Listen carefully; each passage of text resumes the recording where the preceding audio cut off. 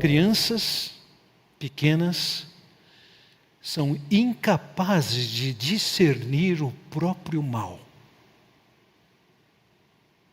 São incapazes de discernir a necessidade do arrependimento. São incapazes de discernir a verdade do Evangelho. Em termos teológicos, pode-se dizer, elas são inocentes. O que não significa a mesma coisa de que não tem pecado.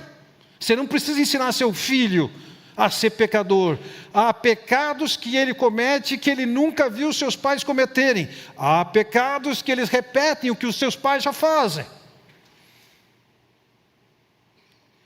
que eu quero dizer a vocês é que crianças pequenas, até um determinado momento, elas estão absolutamente nas mãos de Deus.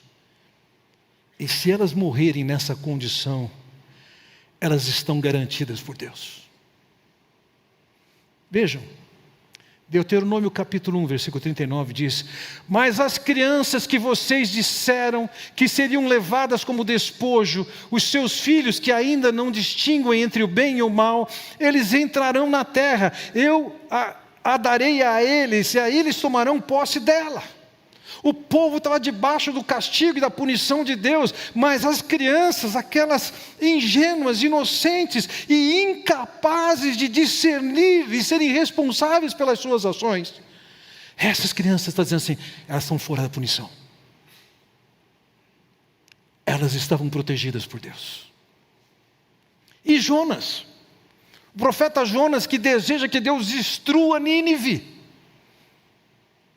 Ele não está preocupado em que aquele povo se arrependa. Ele quer que aquele povo que oprime seja destruído por Deus. E Deus, dialogando com Jonas e mostrando para ele que Deus não quer destruir aquele povo, diz: Nínive tem mais de 120 mil pessoas que não sabem nem distinguir a mão direita da esquerda. Não deveria eu ter pena dessa grande cidade?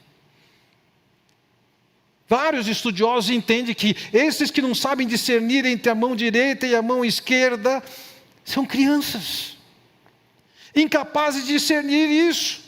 E Deus está dizendo: eu não vou destruir Nínive, estou levando em conta o quê? A realidade de bebês que aqui estão. Jó, quando fala sobre o assunto, para mim, não somente esclarece isso, como também ele nos oferece fundamento de teologia bíblica para pensarmos na prática do aborto. Jó é quem diz no capítulo 3, por que não morri ao nascer? E não pereci quando saí do ventre? Por que houve joelhos para me receberem e seios para me amamentarem? Dadas as dificuldades que Jó está vivendo, ele está perguntando: por que eu estou vivo? Melhor teria sido um aborto, ele vai dizer. Agora, ele diz, se eu tivesse morrido naquelas condições, eu bem poderia estar deitado em paz e achar repouso. Se ele tivesse morrido quando bebê, ele está dizendo, eu teria achado repouso. Junto aos reis e conselheiros da terra, que construíram para si lugares que agora jazem em ruínas, com governantes que possuíam ouro, que enchiam as suas casas de prata. Então ele diz, por que não me sepultaram como criança abortada? Como um bebê que nunca viu a luz do dia? Dada a dificuldade dele, ele está dizendo, por que eu não morri? Por que eu não passei por um aborto? Porque se ele tivesse morrido, ele diz no versículo 17, ali os ímpios não se agitam, e ali os cansados permanecem em repouso. Se ele tivesse morrido quando bebê, se ele tivesse morrido no ventre da sua mãe, ele estava garantindo e desfrutando do repouso que Deus tem. Deus está dizendo: eles são meus. Davi também tinha a mesma concepção. Fruto do adultério de Davi, e sem querer diminuir o adultério de Davi, eu confesso a vocês, me choca muito mais o que Davi fez com o marido da mulher com quem ele adulterou. Um homem da mais alto nível em termos de estirpe, crente, sério, ele montou uma armadilha para que ele fosse morto. E Davi sabe que o castigo vem. E Davi clama a Deus pelo filho que agora está doente. E Deus fala para ele: ele vai morrer.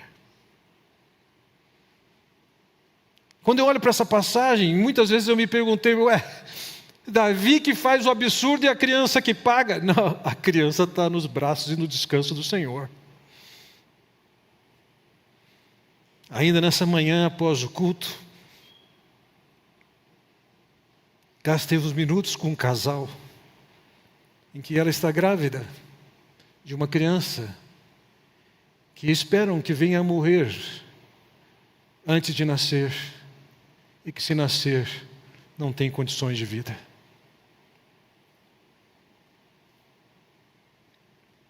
Aquela criança pertence ao Senhor. Deus até pode fazer um milagre, mas aquela criança está sob os cuidados do Senhor. Davi clama a Deus, chora diante de Deus, jejua, mas não adiantou nada.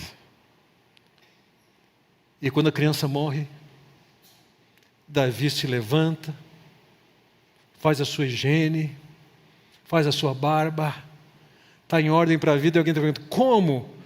Antes você chora e agora você está levando vida normal. E ele diz o seguinte: enquanto a criança ainda estava viva, eu jejuei e chorei. Eu pensava, quem sabe, talvez o Senhor tenha misericórdia de mim e deixa a criança viver. Mas agora que ela morreu, por que deveria jejuar? Poderia eu trazê-la de volta à vida? Eu irei até ela, mas ela não voltará para mim.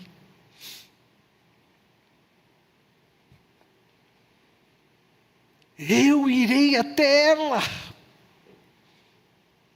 Que encontro seria esse?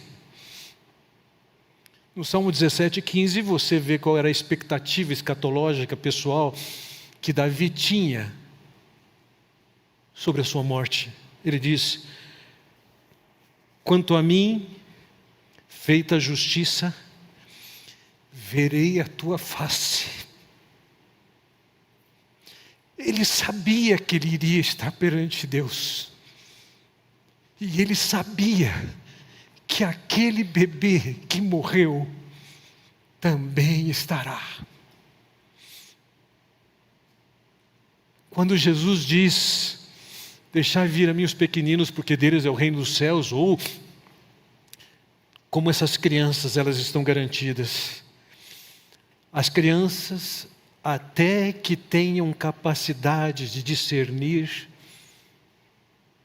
entre o bem e o mal, entre o pecado e a santidade, entre a necessidade de arrependimento, a compreensão da necessidade da obra do Senhor Jesus Cristo, elas estão garantidas por Deus.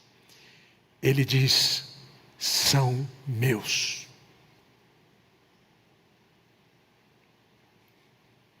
Em algum momento, e é comum ver casos em que por volta dos 5 anos, e casos com crianças de 3 anos, que já têm essa compreensão, já saíram daquela inocência, e agora depende de tomarem uma decisão ao lado do Senhor Jesus Cristo. Mas enquanto não tem essa condição, elas estão garantidas por Deus.